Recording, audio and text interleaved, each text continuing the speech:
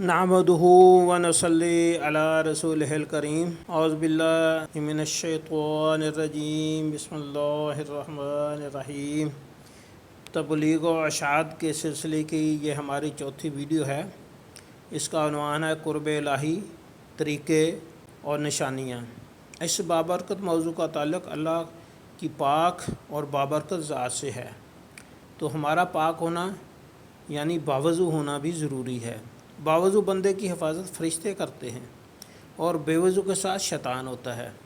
اللہ تعالیٰ کلام پاک میں فرماتے ہیں لا یمسہ الا مطہرون، اس کو نہ چھوئیں مگر باوضو۔ آج کے موضوع کی وضاحت ہم شیخ عبد القادر جیلانی، شیخ اکبر ابن عربی، مولانا جلال الدین رومی کے ارشادات کی روشنی میں کریں گے۔ ارشاد ربانی ہے والذین جاہدوا فینا لا یہدینہم سبلنا، جو ہمیں پانے کے جدوجہد کرتے ہیں ہم انہیں ضرور ان کو اپنا راستہ دکھاتے ہیں، اور اللہ کا وعدہ سچا ہے، اس لیے اللہ کو پانے کی پرخلوص کوشش کرنی چاہیے۔ حضرت غوث اعظم عبد القادر جیلانی فرماتے ہیں اپنے بشری تقاضوں مثلا کھانا پینا سونا وغیرہ کو چھوڑ کر اللہ کے اوامر و نواہی کی تعمیل میں زندگی بسر کرنا سلوک کی پہلی منزل ہے، یعنی نفس کے ارادے اور خواہش کی مخالفت اور اللہ کی رضا کی اطاعت۔ اللہ تعالیٰ فرماتا ہے اِنَّ لَيْسَ لِلْإِنسَانِ إِلَّا مَا سَعَىٰ، انسان کو کچھ نہیں ملتا مگر جس کی کوشش کرتا ہے، اس لیے اللہ تعالیٰ کو پانا ممکن ہے، جس کی تصدیق ڈاکٹر علامہ اقبال نے اپنے 7 خطبات reconstruction of religious thought in Islam میں کی ہے۔ مولانا جلال الدین رومی فرماتے ہیں قلعے کو ڈھا کر دوبارہ قلعہ تعمیر کرو، مطلب یہ ہے کہ دل کے قلعے پر انسانی نفسانی ارادوں اور خواہشات کا راج ہے، ان کو نکال کر اللہ کی رضا اور مرضی کو آباد کرو۔ جب دل سے غیر اللہ نکل جائے گا تو اللہ تعالیٰ اس میں آ جائے گا، یہ ذکر الہی سے ممکن ہوگا۔ فرمان ربی ہے فاذکرونی اذکرکم، تم میرا ذکر کرو میں تمہارا ذکر کروں گا، اور خشوع و خضوع اور اخلاص سے ذکر کرنے سے قرب الہی کی منازل جلد طے ہوں گی۔ اس کا شرعی طریقہ 5 وقت کی باقاعدگی سے نماز ادا کرنا، تہجد پڑھنا، گریہ یعقوب کے ساتھ سارا دن باوضو رہنا جیسا کہ امام ابو حنیفہ رہتے تھے، اور باوضو ہو کر سونا، حضور کی سنت اور سیرت طیبہ پر عمل کرنا، کلام پاک کی تلاوت قرأت کے ساتھ کرنا۔ حضور نے فرمایا جس نے کلام پاک قرأت کے ساتھ نہ پڑھا وہ ہم میں سے نہیں۔ ارشاد ربانی ہے فقرؤوا تیسر من القرآن، قرآن مجید جتنا آسانی سے پڑھ سکو پڑھو، اس کی بہت فضیلت ہے۔ علامہ اقبال بھی قرأت سے کلام پاک پڑھتے تھے، اور اللہ تعالیٰ نے جن چیزوں سے منع فرمایا ان سے باز رہنا۔ مولانا جلال الدین رومی نے نفس کے خلاف جہاد کو بڑے جہاد کا نام دیا، اور تلوار اور گن سے جہاد کو چھوٹے جہاد کا نام دیا۔ اس کے علاوہ چاش کی نماز، ہر ماہ 3 نفلی روزے، اور عشاء کے وتر سے متعلق حدیث نبوی ہے۔ فجر کی سنتیں اور عصر کی سنتیں نہ چھوڑنے کی تاکید ہے، کیونکہ اس وقت فرشتوں کی ڈیوٹیاں تبدیل ہوتی ہیں۔ کثرت سے اٹھتے بیٹھتے اللہ تعالیٰ کا ذکر کرنا، حضور پر درود بھیجنا راہ طریقت کے سنگ میل ہیں۔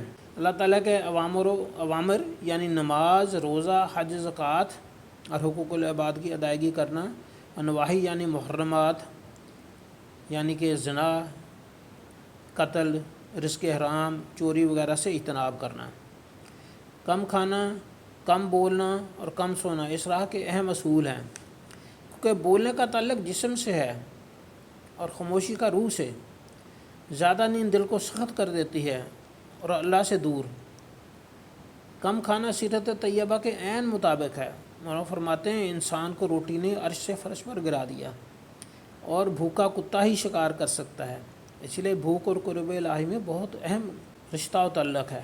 جب اللہ تعالیٰ کا قرب حاصل ہوتا ہے تو اس کی واضح اور غیر مبہم نشانیاں دکھائی جاتی ہیں، یہ اللہ کی رحمت اور توفیق سے ہوتا ہے، یہ قرب الہی کی پہلی نشانی ہے۔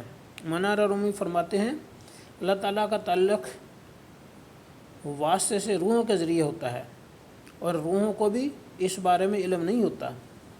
ہم یہاں ان 3 اولیاء کبار کے خوابوں کا ذکر کریں گے، یعنی جلال الدین رومی اپنے خوابوں کے واقعات کو بیان کرتے ہوئے میں اور میرے کا صیغہ استعمال نہیں کرتے اور کسی اور کے حوالے سے بیان کرتے ہیں۔ ابن عربی بھی یہی طریقہ اختیار کرتے ہیں۔ خوابوں کی 2 قسمیں ہوتی ہیں۔ بقول حضرت علی ایک شیطانی خواب جو کہ ڈراؤنے اور خوفناک ہوتے ہیں، ان کا تذکرہ نہ کرنا بہتر ہے۔ دوسرے ربانی خواب ہوتے ہیں جو اللہ کے پسندیدہ بندوں کو آتے ہیں، ان کا تعلق اپنے مخلص احباب اور علماء سے ذکر کرنا درست ہے، یعنی ان کا ذکر ان بندوں سے کیا جا سکتا ہے اور حضور سے بھی ثابت ہے۔ حضور مسجد نبوی میں بیٹھ کر صبح نماز کے بعد صحابہ اکرام سے دریافت کرتے کہ کسی نے آج کوئی خواب دیکھا اور اپنے خواب ان سے بیان کرتے۔ ربانی خواب عموماً صبح کے قریب آتے ہیں اور کسی اچھی خبر یا ہدایت پر مبنی ہوتے ہیں۔ اہل بیت یعنی حضرت علی کرم اللہ وجہ، حضرت بی بی فاطمہ سے متعلق بھی ہوتے ہیں، جس میں ان کی شکل کو ظاہر نہیں کیا جاتا۔ ان میں چیزیں زبان سے بیان نہیں کی جاتی، دل پر القاء کر دی جاتی ہیں۔ مولانا جلال الدین فرماتے ہیں اللہ کو زبان کی ضرورت نہیں ہوتی، یہ انسان کی ضرورت ہے۔ اللہ تعالیٰ بات بلا واسطہ ڈائریکٹلی بندے کے دل میں ڈال دیتے ہیں۔ یہ بہت مختصر دورانیے کے ہوتے ہیں، یعنی 10 سے 15 سیکنڈ، لیکن ایک ایک بات بالکل واضح ہو جاتی ہے، اسی لیے میں آنکھ کھل جاتی ہے اور سب کچھ واضح طور پر یاد ہوتا ہے۔ حضرت ابن عربی کے چند خواب بیان کرتا ہوں۔ وہ کہتے ہیں مجھے خواب میں حضرت علی نے خلعت عطا کی سید الاولیاء ہونے کی حیثیت سے۔ مکہ مکرمہ میں قیام کے دوران انہیں علم لدن یعنی آسمانی علم القاء کیا جاتا تھا، جس پر انہوں نے فتوحات مکہ کی پوری 13 جلدیں تحریر کیں، جس میں سے 3 کے پڑھنے کا مجھے بھی موقع ملا۔ وہ اس دوران حرم میں درس دیتے تھے اور امام کعبہ بھی شرکت کرتے تھے۔ ابن عربی فرماتے ہیں کہ ذنون مصری نے انہیں بتایا کہ مجھے خواب میں دوسرے جہان کی سیر کرائی گئی، جہاں پاک روحیں بغیر احسام کے جاتی ہیں۔ اس جہان کے احوال نام اور مکمل تفصیل انہوں نے بیان کی۔ حضرت ابن عربی حضرت خضر علیہ السلام سے خواب میں ملاقات کا بھی ذکر کرتے ہیں اور کہتے ہیں کہ حضرت خضر پانی پر چل رہے تھے اور انہیں زمین سے اوپر جائے نماز بچھا کر نماز ہوا میں ادا کی۔ مولانا رومی سے بھی خوابوں میں ایسی چیزیں دکھانے کی تصدیق کی ہے۔ وہ کہتے ہیں ذکر الہی سے نیک لوگوں کی روحیں ہلکی ہو جاتی ہیں اور نیک گزرے ہوئے لوگوں سے ملاقات کرتی ہیں۔ شیخ عبد القادر نے خواب میں شیطان سے ملاقات کا ذکر کیا اور اس کا حلیہ بیان کیا۔ اس کا منہ لمبا، ناک بڑا اور تیکھا، تھوڑی پر بال اور مزمحل طبیعت۔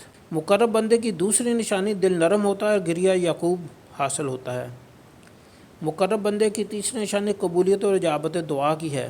مقرب کی چوتھی نشانی رزق کی فراوانی ہے، جو کہ انتہائی ولایت اور ابدالیت میں حاصل ہوتی ہے۔ واللہ عالم بالصواب۔ آج کے لیے اتنا ہی۔ اللہ حافظ۔